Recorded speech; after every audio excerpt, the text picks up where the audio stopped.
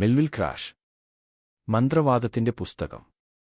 Novel by ഷാ കെ. അധ്യായം 1. മിക്കി ടോബിൻസ് കഥ പറയുന്നു. 1988. പ്രിയ കൂട്ടുകാരെ, ഞാൻ മിക്കി ടോബിൻസ്. എല്ലാവരും എന്നെ മിക്കി എന്ന് വിളിക്കും. വിദ്യാർത്ഥികളെ സംബന്ധിച്ചിടത്തോളം അവധിക്കാലം ശാന്തിയുടെ ഒരു കാലമാണ്. തിരക്കേറിയ സ്കൂൾ ജീവിതത്തിൽ നിന്ന് അല്പകാലത്തേക്കൊരു മോചനമായിട്ട് ആ കാലയളവിനെ എല്ലാവരും കണക്കാക്കുന്നു. ഇക്കഴിഞ്ഞ അവധിക്കാലത്ത് ഞങ്ങൾ നിർവഹിച്ച രസകരമായ ഒരു ദൗത്യത്തിന്റെ കഥയാണ് ഞാൻ നിങ്ങളോട് പറയാൻ പോകുന്നത്. കേട്ടാൽ ബാലിശമെന്ന് തോന്നാവുന്ന ഈ കഥ കേൾക്കാൻ ക്ഷമയുണ്ടെങ്കിൽ നിങ്ങൾക്ക് ആസ്വദിക്കാം. എന്നാൽ കഥയിലേക്ക് കടക്കാം. ഒരു വിദ്യാർത്ഥിയായ എനിക്കും അവധിക്കാലം വളരെ ആശ്വാസം തന്നെയാണ്. മടുപ്പിക്കുന്ന ക്ലാസ് മുറിയിലെ അസ്വസ്ഥത നിറഞ്ഞ അന്തരീക്ഷവും അധ്യാപകരുടെ അലറിവിളിക്കലും തീർത്തും ഒരു മുഷിപ്പ് തന്നെയാണ്. കഴിഞ്ഞ അവധിക്കാലത്തൊരു ദിവസം ഞാൻ സന്തോഷം കൊണ്ട് എന്റെ പാഠപുസ്തകങ്ങൾ മേൽപോട്ടെറിഞ്ഞു. അവ കഷ്ണങ്ങളായി ചിതറിക്കാറ്റിലൂടെ പറന്നകളുമ്പോൾ ശേഷമുള്ള മനോഹര ദിനങ്ങളെക്കുറിച്ചോർക്കുകയായിരുന്നു. പക്ഷേ ഓർക്കാപ്പുറത്താണ് പപ്പ മുന്നിൽ വന്നു ചാടിയത്. പപ്പ ആ കാഴ്ച കണ്ട് വല്ലാതെ അസ്വസ്ഥനായി. ശിക്ഷ കഠിനമായിരുന്നു. മാറാല കെട്ടി പൊടിപിടിച്ചു കിടക്കുന്ന വീടിന്റെ മേൽക്കൂരയ്ക്ക് കീഴെയുള്ള പ്രേതങ്ങൾ വസിക്കുന്ന ഇരുണ്ട മച്ച് വൃത്തിയാക്കൽ. ഒരു പകൽ നീണ്ട ജോലി, അത് ഞാൻ തനിച്ച് ചെയ്യേണ്ടി വന്നു. പപ്പ താഴെ കാവൽ നിന്ന് കൽപ്പനകൾ തന്നുകൊണ്ടിരുന്നു. ഇത് പറയാൻ കാരണം സ്കൂളിനോടുള്ള എന്റെ വെറുപ്പ് തന്നെ. ഗണിതം എന്റെ ശത്രുവായിരുന്നു. അതൊന്നു മാത്രമായിരുന്നു എന്നെ പഠനത്തിൽ നിന്ന് അകറ്റി നിർത്തിയിരുന്നത്. അധ്യാപകരുടെ പരുക്കൻ സ്വഭാവം കൊണ്ടാണ് കുട്ടികൾ ചില വിഷയങ്ങളെയോ അല്ലെങ്കിൽ സ്കൂളിനെ തന്നെയോ വെറുക്കുന്നതെന്നാണ് എനിക്ക് തോന്നിയിട്ടുള്ളത്. ഞങ്ങളുടെ ഗണിതാധ്യാപകൻ ക്ലാസ്സിലേക്ക് വരുമ്പോൾ അയാൾക്കൊരു ഇണങ്ങാജീവിയുടെ വന്യഭാവമാണ്. എന്തുമാത്രം ഭീകരതയാണ് അത്തരം ക്ലാസുകൾക്ക്! പുഞ്ചിരിക്കുന്ന മുഖവുമായി ക്ലാസ്സിലെത്തുന്ന അധ്യാപകന്റെ വിഷയം എത്ര ബുദ്ധിമുട്ടുള്ളതാണെങ്കിലും അത് മനസ്സിലാക്കാൻ ഏത് വിദ്യാർത്ഥിയും ശ്രമിക്കും. വാസ്തവത്തിൽ ആ പഠിപ്പിക്കൽ എത്ര മനോഹരമാണ്, അല്ലേ? ആ അവധിക്കാല ദിനങ്ങൾ പെട്ടെന്ന് കൊഴിഞ്ഞു തുടങ്ങിയപ്പോൾ ഞാൻ ആകെ അസ്വസ്ഥനായിരുന്നു. അടുത്ത ഏതാനും ദിനങ്ങൾ കൂടി കഴിഞ്ഞാൽ സ്കൂൾ തുറക്കുകയായി. ഗണിതത്തെക്കുറിച്ചോർത്തപ്പോൾ ഞാൻ കൂടുതൽ അസ്വസ്ഥനായി. യഥാർത്ഥത്തിൽ എത്ര ശ്രമിച്ചിട്ടും എനിക്ക് സ്വയം ആശ്വസിക്കാൻ കഴിഞ്ഞില്ല. വായനാമുറിയിൽ ഇരുന്നുകൊണ്ട് ഞാൻ പുസ്തകങ്ങളെ ഒരുപാട് ശകാരിച്ചു. പക്ഷേ ഇനിയും പുസ്തകങ്ങളെ കാറ്റിൽ പറത്താൻ എനിക്കാവുമായിരുന്നില്ല. ആ ശിക്ഷയെ അത്ര പെട്ടെന്ന് മറക്കാൻ കഴിയുമോ? സെന്റ് ലൂയിസ് നഗരത്തിലെ ഒരു ബോർഡിംഗ് സ്കൂളിൽ ചേരാനായിരുന്നു എനിക്ക് ആഗ്രഹം. എന്റെ ചില സുഹൃത്തുക്കൾ അവിടെ പഠിക്കുന്നുണ്ടായിരുന്നു. ആ സ്കൂളിനെക്കുറിച്ചുള്ള അവരുടെ വിവരണമാണ് എന്നെ സ്വാധീനിച്ചത്. മാത്രമല്ല, നാട്ടിൻപുറത്തെ സ്കൂളിൽ നിന്ന് ഗണിതത്തിൽ അഗ്രഗണ്യനാവുമെന്ന ഒരു പ്രതീക്ഷയും എനിക്കുണ്ടായിരുന്നില്ല. അതിന് ഒറ്റ വഴിയേ ഉണ്ടായിരുന്നുള്ളൂ: സ്കൂൾ മാറുക. അതിന് പപ്പ സമ്മതിക്കണം.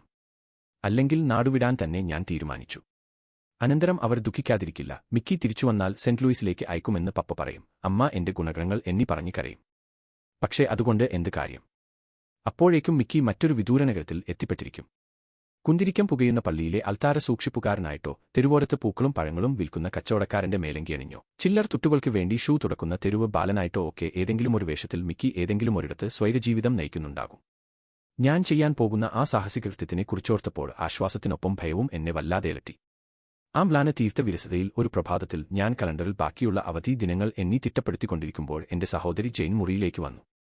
എന്റെ ഇളയതാണ് അവൾ, 12 വയസ്സുകാരി. ഞങ്ങൾ 2 മക്കളാണ്. ചേട്ടാ, വിശേഷമറിഞ്ഞോ? അവളുടെ കണ്ണുകൾ തിളങ്ങി. ഇല്ലല്ലോ, ഞാൻ അപ്പോഴും ദിനങ്ങൾ എണ്ണുകയായിരുന്നു. ഇനി എത്ര ദിവസങ്ങൾ കഴിയണം ആ നരകത്തിലേക്ക് പോകാൻ? ഓ, 3 വാരം മാത്രം. ഈ വാർത്ത ചേട്ടനെ സന്തോഷിപ്പിക്കുന്നതാണ്. അവൾ എന്റെ കയ്യിൽ പിടിച്ചു. ഞാനത് ശ്രദ്ധിക്കാതെ പറഞ്ഞു. തോട്ടത്തിൽ വിരിഞ്ഞ പൂക്കളെക്കുറിച്ചായിരിക്കുമല്ലേ? ഓ, അതൊന്നുമല്ല. പിന്നെന്താണ്? ഞാൻ അവളെ സംശയത്തോടെ നോക്കി. അവളുടെ മുഖത്ത് ചിരി വിടർന്നു. നമ്മൾ 9 മണിക്കുള്ള ബോട്ടിന് അങ്കിൾ ബെന്നിന്റെ വീട്ടിലേക്ക് പോകുകയാണ്. ഇപ്പോൾ ചേട്ടൻ സന്തോഷമായില്ലേ? പിന്നല്ലേ. പക്ഷേ ജെയിന്, അടുത്ത 3 വാരം മാത്രമല്ലേ എനിക്ക് സന്തോഷിക്കാൻ കഴിയൂ? ഞാൻ നിരാശയോടെ കസേരയിലേക്കിരുന്നു. ചിലപ്പോൾ ചേട്ടനെ സെന്റ് ലൂയിസിലേക്ക് അയക്കുമെന്ന് പപ്പ കഴിഞ്ഞ ദിവസം അമ്മയോട് പറയുന്നത് കേട്ടു. പക്ഷെ ചേട്ടായി. അവൾ തുടരുന്നതിനിടയിൽ ഞാൻ കസേരയിൽ നിന്ന് ചാടിയെണീറ്റു.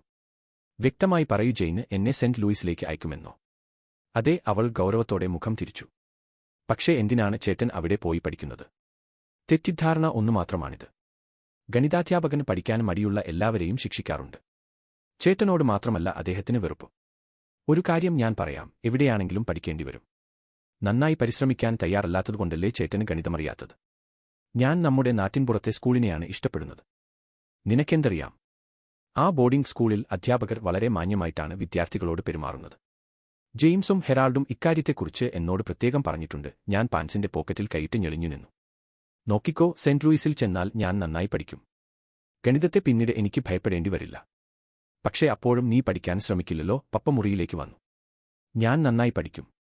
ആ സ്കൂളിനെക്കുറിച്ച് കൂട്ടുകാർക്ക് നല്ലത് മാത്രമേ പറയാനുള്ളൂ. ഞാൻ ഒളികണ്ണിട്ട് ജെയിനിനെ നോക്കിക്കൊണ്ട് തുടർന്നു.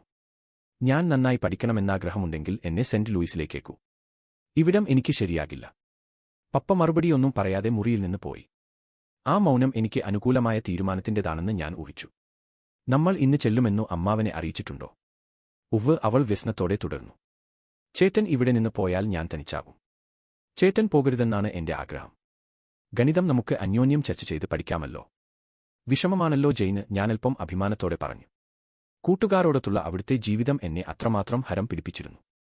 അകലങ്ങളിൽ കഴിച്ചുകൂട്ടുന്ന ദിനങ്ങൾക്ക് പുതുമയുണ്ടാകുമെന്ന് എനിക്ക് തോന്നി. പ്രാതലിനുശേഷം അമ്മ ഞങ്ങളോട് യാത്രക്കായി ഒരുങ്ങാൻ പറഞ്ഞു. ഞങ്ങൾ അത്യാവശ്യ സാധനങ്ങൾ ബാഗുകളിൽ നിറച്ച് വസ്ത്രങ്ങൾ മാറിക്കഴിഞ്ഞപ്പോഴേക്കും അമ്മ മുറിയിലേക്ക് വന്നു. ഞങ്ങൾ തനിച്ചാണോ പോകുന്നത്? ഞാൻ ചോദിച്ചു. അതെ, അമ്മ പുഞ്ചിരിയോടെ ജെയിനിന്റെ മുടി ഒതുക്കിക്കൊണ്ട് പറഞ്ഞു. ഇത്തവണ പപ്പയ്ക്ക് വരാൻ പറ്റില്ല, പപ്പയ്ക്ക് തിരക്കാണെന്ന് അമ്മാവനോട് പറഞ്ഞേക്കൂ. ഞങ്ങളുടെ സ്നേഹാന്വേഷണങ്ങൾ അറിയിക്കാൻ മറക്കരുത്, അമ്മ തുടർന്നു. പിന്നെ അടുത്ത വാരത്തിൽ തന്നെ അവിടെ നിന്ന് തിരിച്ചാൽ മാത്രമേ നിനക്ക് സെന്റ് ലൂയിസിലേക്ക് പോകാൻ കഴിയൂ. അത് ഞാനേറ്റു. പക്ഷേ എന്നെ സെന്റ് ലൂയിസിലേക്ക് അയക്കുമെന്ന് തീർച്ചയാണോ? നീ പോകാൻ ഉദ്ദേശിക്കുന്നുണ്ടെങ്കിൽ അതോടൊപ്പം നിന്റെ പപ്പയുടെ തീരുമാനം കൂടി അറിയേണ്ടതുണ്ട്. ആ തീരുമാനം ജെയിനിനെ നിരാശപ്പെടുത്തി. അമ്മ അവളെ ഒരുക്കിക്കഴിഞ്ഞപ്പോൾ ഞങ്ങൾ താഴേക്ക് വന്നു. പപ്പ പുസ്തക വായനയിലായിരുന്നു. ജെയിന് ഓടിച്ചെന്ന് പപ്പയെ കെട്ടിപ്പിടിച്ച് നെറുകിൽ മുത്തം നൽകി. അമ്മാവനോട് നീ എന്തു പറയും? പപ്പ ചോദിച്ചു.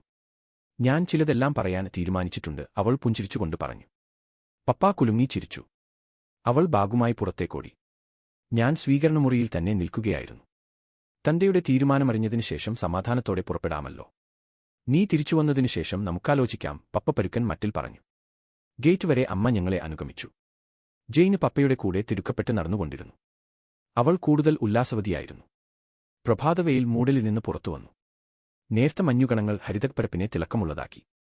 ശൈത്യകാലത്ത് ഹിമപടലങ്ങളെ വാരിയെറിയുന്ന ഒരുതരം ചുഴലിക്കാറ്റ് നിരത്തിന് മുകളിൽ വട്ടമിട്ടുയർന്നു. അത് വൃക്ഷശിഖരങ്ങളെ ഞെരുക്കുകയും കുറ്റിക്കാറ്റിൽ നിന്ന് അവസാനത്തെ ഇലകളെപ്പോലും വെളിംപ്രദേശങ്ങളിലേക്ക് അടിച്ചുപറത്തുകയും ചെയ്തു. അങ്കിൾ ബെൻ ചോദിച്ചാൽ എനിക്ക് ഓഫീസിൽ തിരക്കാണെന്ന് പറയണം. നടക്കുന്നതിനിടയിൽ പപ്പ എന്നെ ഓർമ്മിപ്പിച്ചു. ചിലപ്പോൾ ഞങ്ങൾ അടുത്ത ക്രിസ്മസിന് വരുന്നതാണെന്ന് അവരോട് പറഞ്ഞേക്കും.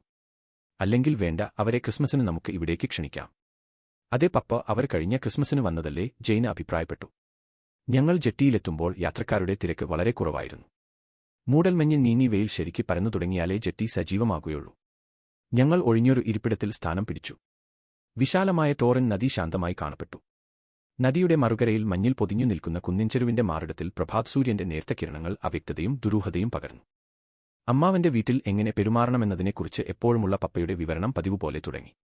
ഞാനൊന്നും ശ്രദ്ധിച്ചില്ല. നദിയിൽ ഉയർന്നു താഴ്ന്നുകൊണ്ടിരിക്കുന്ന ഓളങ്ങളിലേക്ക് കണ്ണുമറ്റിരിക്കുമ്പോൾ ഞാൻ ഇനിയുള്ള ദിനങ്ങളിൽ ജാക്കിന്റെ കൂടെ ചിലവഴിക്കാനിരിക്കുന്ന മനോഹര നിമിഷങ്ങളെക്കുറിച്ചോർക്കുകയായിരുന്നു. അകലെ നിന്ന് ബോട്ടിന്റെ ചൂളം വിളിക്കേട്ടപ്പോൾ ഞങ്ങൾ മരച്ചുവട്ടിലുള്ള ആ ഇരിപ്പിടത്തിൽ നിന്നെണീറ്റു. വൈകുന്നേരത്തോടെ ബോട്ടവിടെ എത്തുമ്പോൾ ഉറങ്ങിപ്പോകരുത്, പപ്പ ഓർമ്മിപ്പിച്ചു. ഏതാനും നിമിഷങ്ങൾക്കുള്ളിൽ ഓളങ്ങളുടെ കളകളാരവത്തിൽ ആ ബോട്ട് ജെട്ടിയിൽ വന്നണഞ്ഞു. ആ പ്രഭാതത്തിൽ അപ്പോഴും തണുത്ത മേഘങ്ങൾ നദിക്ക് മുകളിൽ അടിഞ്ഞുകൂടിയിട്ടുണ്ടായിരുന്നു. ഇറങ്ങുന്നവരുടെ ബഹളം നിലച്ചപ്പോൾ എല്ലാവരും തിരക്കിട്ട് കയറുവാൻ തുടങ്ങി. പപ്പ ജെയിനിന്റെ കൈ പിടിച്ചുകൊണ്ട് ആ തിരക്കിനിടയിൽ കൂടി നുഴഞ്ഞുകയറി. ഞങ്ങളുടെ സീറ്റ് മുകൾ തട്ടിലായിരുന്നു. അവിടെ അധികം തിരക്കുണ്ടായിരുന്നില്ല. ദീർഘദൂര യാത്രക്കാർക്കുള്ള ക്യാബിനുകളായിരുന്നു അവിടെ. ഞങ്ങളെ സീറ്റിൽ ഇരുത്തിയ ശേഷം ഒരിക്കൽ കൂടി യാത്ര ചോദിച്ചുകൊണ്ട് പപ്പ താഴേക്ക് പോയി. ഞങ്ങൾ സൈഡിലെ ജാലകത്തിലൂടെ യാത്രയാക്കാൻ വന്നവരുടെ കൂടെ പപ്പ ബോട്ടിൽ നിന്ന് ഇറങ്ങുന്നത് കണ്ടു. പപ്പ, ജെയിന് വിളിച്ചു. പപ്പ പുഞ്ചിരിയോടെ തിരിഞ്ഞുനോക്കി കൈവീശി. ഞങ്ങൾ തിരിച്ചും കൈവീശി. ഏതാനും നിമിഷങ്ങൾ കഴിഞ്ഞപ്പോൾ മണിയടിയുയർന്നു. ബോട്ടിന്റെ എഞ്ചിൻ ഇരമ്പി വിറച്ചു. നദിയെ ഇളക്കിമറിച്ച് ബോട്ട് ആടിയാടി നീങ്ങി. ഞങ്ങൾ സീറ്റിൽ ഇരിക്കാതെ മുകളിലെ തുറന്നത്തട്ടിലേക്ക് പോയി. ഏതാനും പേര് അവിടെ കാഴ്ച കണ്ട് നിൽപ്പുണ്ടായിരുന്നു. കൂട്ടത്തിൽ ബാഞ്ചു മീട്ടി ഒരു കറുത്തവർഗക്കാരൻ വയസ്സൻ ഒരിടത്തിരുന്ന് പാടുന്നുണ്ടായിരുന്നു. ഞാൻ അയാൾക്കരികിലുള്ള ഒരു ഡക്ക് ചെയറിൽ കൂടി. ശുഭ്രമേഘങ്ങൾ അലസമായി ഒഴുകിക്കൊണ്ടിരുന്ന തെളിഞ്ഞ പ്രഭാതമായിരുന്നത്.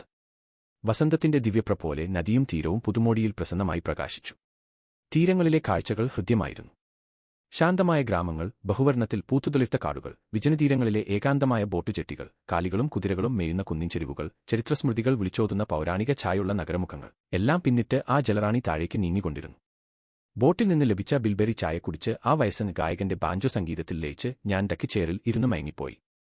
ജെയിന് അവളുടെ പ്രായക്കാരായ കുട്ടികൾക്കൊപ്പം കൂടി ദൂരദർശിനിയിലൂടെ തീരക്കാഴ്ചകൾ കണ്ടും ബോട്ടിന് പുറകെ വരുന്ന മീനുകൾക്ക് തീറ്റയിട്ട് കൊടുത്തും നേരം പോക്കി.